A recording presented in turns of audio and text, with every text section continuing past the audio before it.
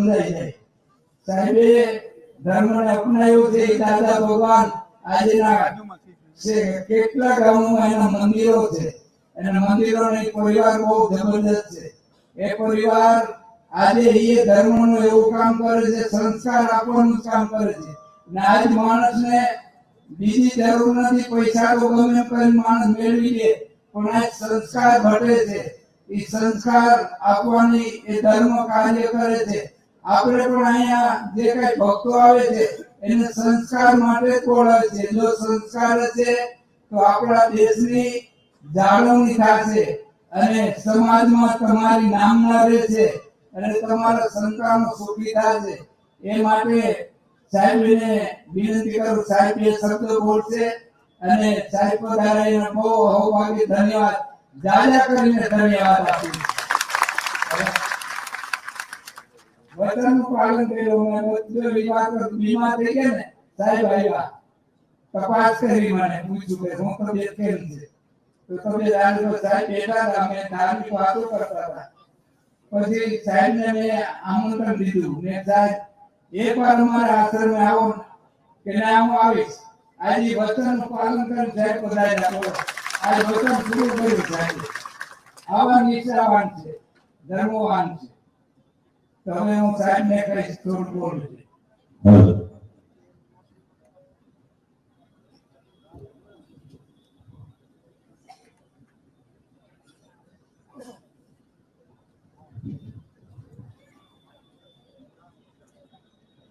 આજના ગુરુ પૂજા કાર્યક્રમમાં આપણી સૌની સાથે ઉપસ્થિત પૂજ્ય ગુરુદેવ શ્રી લાલ બાપુ, શ્રી રાજુ ભગત, શ્રી ભોલ ભગત, મારા સાથી મંત્રી શ્રી રાઘવજીભાઈ પટેલ, પૂર્વ મંત્રી અને વરિષ્ઠ આગેવાન શ્રી ભૂપેન્દ્રસિંહ ચુડાસમા, મારા સાથી ધારાસભ્ય શ્રી મહેન્દ્રભાઈ પાડલિયા, श्रीमती देवाबा जाडेजा, श्री बाबूभाई पटेल, श्री भगवानजीभाई करगटिया,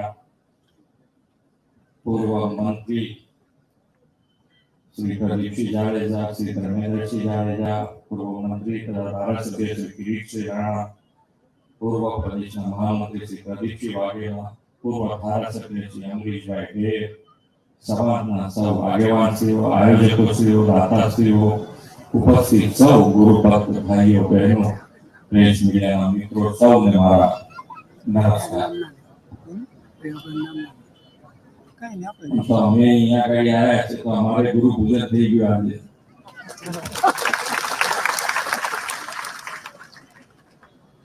ત્યાં તો આપણી સંસ્કૃતિ છે, ગુરુ શિષ્યની સંસ્કૃતિ છે. આપણે ત્યાં કહેવત છે કે ભાઈ ગુરુ વગર તમારા ઉપર ભગવાન સુધી પહોંચાય એવું નથી. એટલે જેટલું ગુરુના ચરણોમાં રહીએ એટલા આપણે આગળ વધીએ. આપણી આ પરંપરા છે, આપણી સંસ્કૃતિ. અહીંયા એક અલગ જ સેવા કરવી છે, સેવાનું માધ્યમ છે. સેવા કરવા માટે શું શું જોઈએ આપણે તો બધી વ્યવસ્થા પહેલા ઉભી કરી. આપણે સેવા આપે ને એ પહેલા ક્યાં તો આપણે કોની પાસેથી પૈસા લઈશું, કોની પાસેથી ઈંટો લાવીશું, બધું પહેલેથી ગોઠવણ કરવા માટે.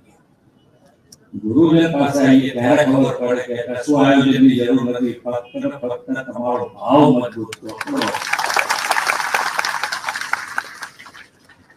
અહીંયા મને અત્યારે કહેતા હતા કે નથી કોઈ ચીઠી નહીં, ચબરકી નહીં, પૈસા માંગવાના કઈ નહીં. એ તમારે જુઓ કેટલા માણસ જમે છે, રોજ આરામથી જમે. અદભુત વ્યવસ્થા. સરકારને આટલું કરવું હોય તો કેટલી વ્યવસ્થા ઉભી કરવી પડે. એક અવાજ વગર, કોઈ વ્યવસ્થા વગર બધું સરળ એકદમ સરસ ચાલે. તમે જુઓ કોઈ બૂમ નહીં, નારાયણ. આ તાકાત છે ગુરુજન. અત્યારે તો આપણે બધા ખૂબ સારી વ્યવસ્થાના ભાગ બન્યા છે. અમારો વડાપ્રધાન શ્રી હરમેશ એટલે આપણે સૌથી પહેલા નાનામાં નાનો માણસ, સેવાળાના માણસને આપણી સરકારી યોજનાનો લાભ કેવી રીતે પહોંચે, એ કેવી રીતે મુખ્ય ધારામાં આવે એના માટેનો પ્રયત્ન આપણે વડાપ્રધાન ત્યારે તો પાર્ટી માનનીય વડાપ્રધાન શ્રીના નેતૃત્વમાં પાર્ટી પણ પહેલા જનસેવા, આ આપણી રાજશક્તિ છે એ સેવા માટેનું માધ્યમ છે. પણ હવે એમાં થઈ ગયું છે એવું કે ભાઈ ગાડીઓ બાડીઓ જુઓ એટલે અમારે આ તો જો તાકતી ફરજ, પણ સેવાનું માધ્યમ છે, સારી સેવા થઈ શકે એવું છે. આશીર્વાદ પૂજનમાં આપણને મળતા રહે, ખૂબ સારી સેવા થાય. સેવા માટે હું અહીંયાથી હમણાં રાજકોટ ગયો હતો. તો રાજકોટમાં સદભાવના ટ્રસ્ટ એ લોકો વડીલો રાખે, કોઈ પણ વડીલ જેને માટી હોય એવા વડીલોને રાખે, જેને જમાડવા માટે 3 જણ જોઈએ અને નવડાવવા માટે 2 જણ જોઈએ એવા વ્યક્તિઓને રાખે. અને પાછી ઉધાર આપે, આપણને કહે કે તમારે જેને હોય જે અહીંયા આગળ જાહેરાત, તમે જ્યાં જ્યાં જાહેરાત કરજો કે જેને વડીલ ના રાખવો હોય અમારે ત્યાં મૂકી જાય, અમે રાખીશું. કેવી સેવા! અને ત્યાં કહે છે કે અમારા પૈસા ક્યાં ઉઘરાણી લોકો આપે જાય છે, ચાલે જાય. એટલે જેના મગજમાં સેવા આવે છે આપણા બધા આશીર્વાદ મળ્યા કરે છે, સંપૂર્ણ ચાલ્યા કરે છે, આરામથી ચાલે. જાહેરથી લોકો બહુ સરસ, બહુ સરસ, ખૂબ સારી સેવા કરે છે. આપણને આવી બધી જગ્યાએ જઈએ એટલે અમારું મનોબળ પાકું થતું જાય કે ના, સેવા માટે કશાની જરૂર નથી, કશું આડો ઉતર સેવા કરશો તો એની માટે બધું ચાલશે. ખૂબ સારી. આજે તો તમે બધાએ અહીંયાથી જેમ ગુરુજન પાસે તમે કંઈ માગશો ને અહીંયા બેસી, મનમાં માગો કે અહીંયા માગો, અમે માગી જઈશું.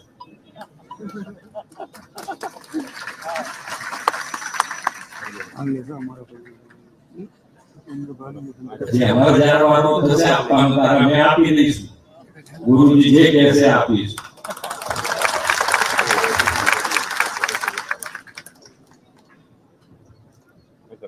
ચાલો આજે તો આ બધાને અમે થોડાક આયા એટલે બધાને થોડુંક ટાઈમ તો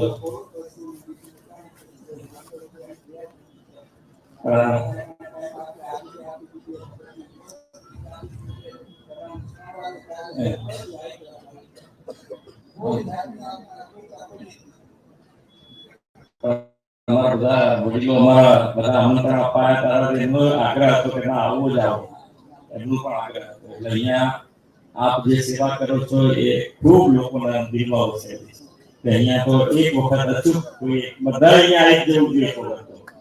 તો ઘણા દુષ્કાળો એમને નથી જાય એમ છે, વ્યવસ્થા તંત્ર જોઈએ દુષ્કાળો નીકળી જાય એમ. ખૂબ સારું.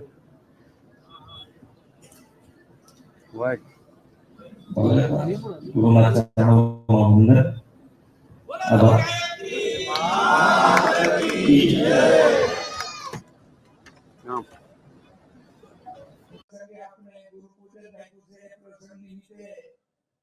આપણા